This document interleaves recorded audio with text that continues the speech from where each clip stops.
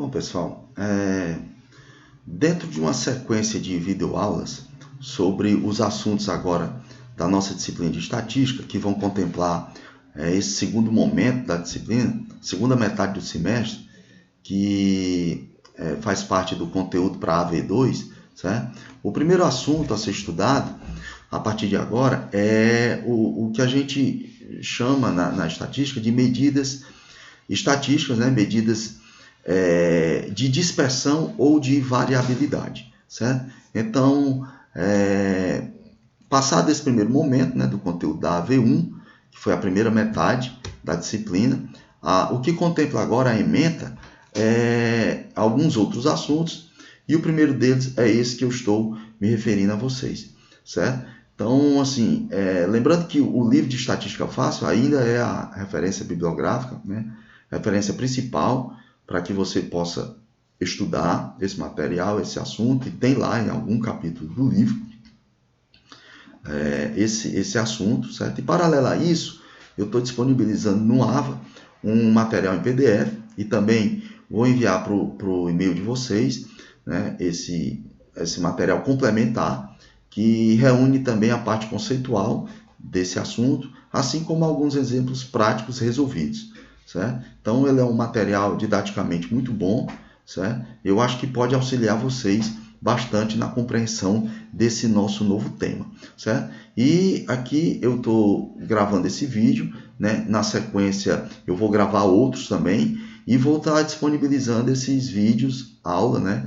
Nessa sequência para tornar também mais explicativo esse assunto para vocês. É importante que vocês leiam o livro, né? Leia o material em PDF que eu postei, assistam os vídeos, né? E tente tirar suas dúvidas, frequentando os fóruns, né? Que semanalmente nós estamos disponibilizando para você, né? Dentro do ambiente virtual de aprendizagem, para que você possa interagir com o professor e tirar as suas dúvidas também.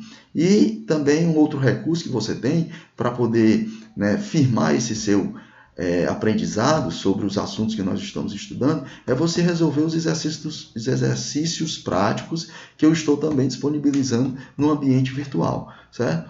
Lá tem uma pontuação mínima, né, para que você possa verificar, inclusive, se você está acertando ou não as questões, porque tem as opções de resposta lá, né? Para você fazer os seus cálculos, marcar e ver se você acertou ou não. E aí, se surgirem dúvidas, né? Como eu falei, nós estamos interagindo dentro do horário de aula, né? Do dia da semana e horário adequados da sua turma, né? Nós estamos dentro do fórum tirando suas dúvidas. Então, se você fizer uso dessas ferramentas, né, de estudo, é mais fácil você ter sucesso aí no final do semestre e também ter sucesso no seu aprendizado nessa disciplina, né, que é tão rica e que ela traz muitas ferramentas de cunho gerencial que você pode aplicar no seu dia a dia, no dia a dia dos seus negócios, certo? Eu vou aqui compartilhar com você esse material em PDF para que a gente possa interagir também com esse material aqui através desse vídeo aula, ok? Deixa eu, né, puxar aqui, né, os slides, né?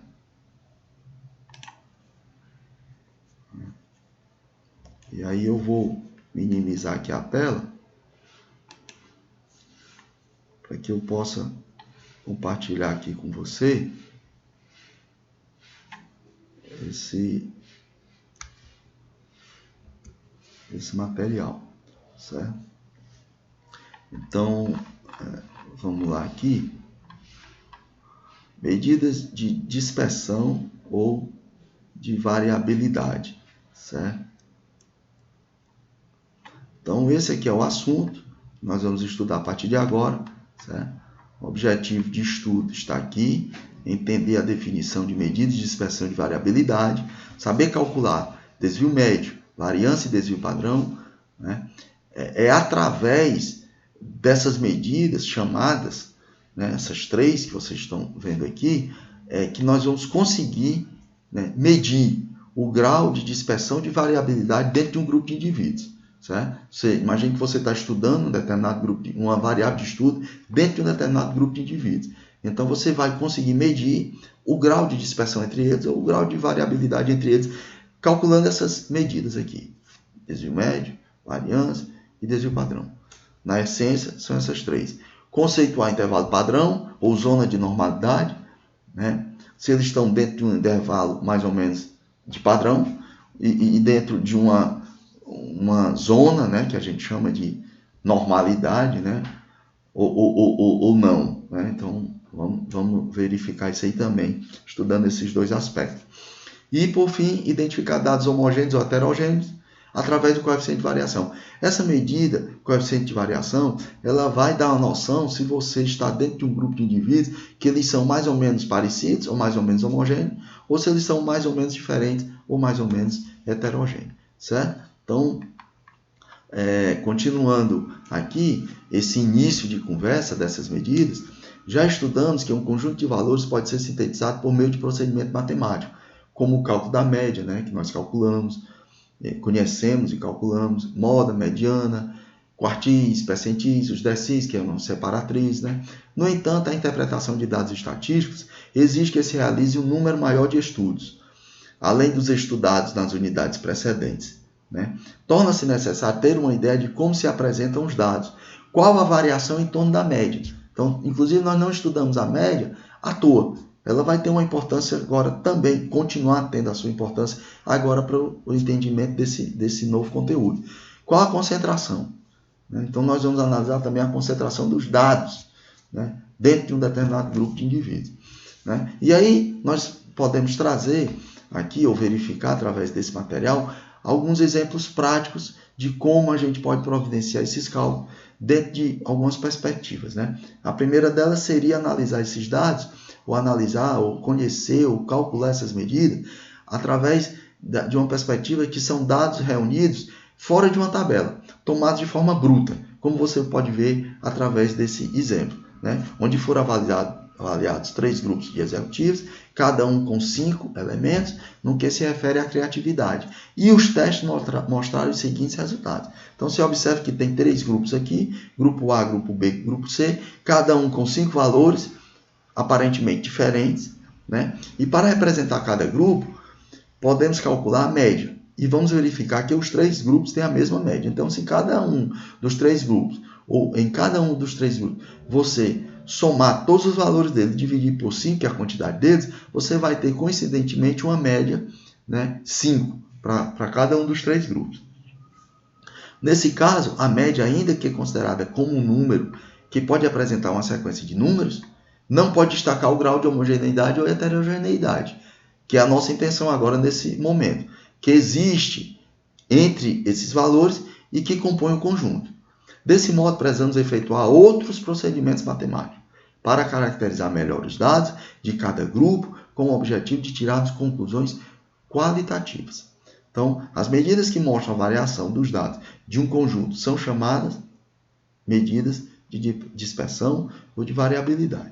Então, assim, para essa primeira perspectiva, né, nós vamos ter a oportunidade de ver de forma mais simples até essas medidas. E essas medidas, por sua vez, elas estão classificadas de 2 formas. Medida de dispersão absoluta, uma chamada de amplitude total. Esse conceito você já conhece, que você já vivenciou isso quando nós estudamos os capítulos anteriores do livro, né, sobre os outros assuntos precedentes.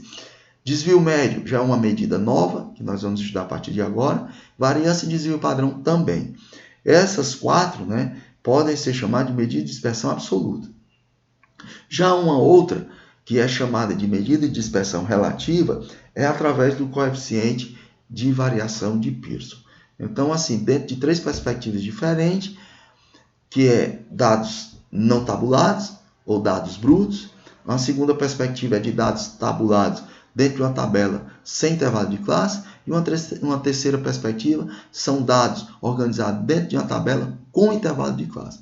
Então, para dentro, ou para cada uma dessas 3 perspectivas, nós vamos ter a oportunidade de saber, de conhecer ou compreender como é que se calcula tanto as medidas de dispersão absoluta como a medida de dispersão relativa. Então, para essa primeira videoaula, certo? Fiquem com essas informações e que vocês acompanhem, como eu falei, as próximas videoaulas que vamos contemplar e vamos aprofundando esse assunto, né, da nossa matéria a partir de agora, que vai contemplar o conteúdo ou os conteúdos da NP2 ou para a AV2, certo? Então, até o próximo vídeo, pessoal.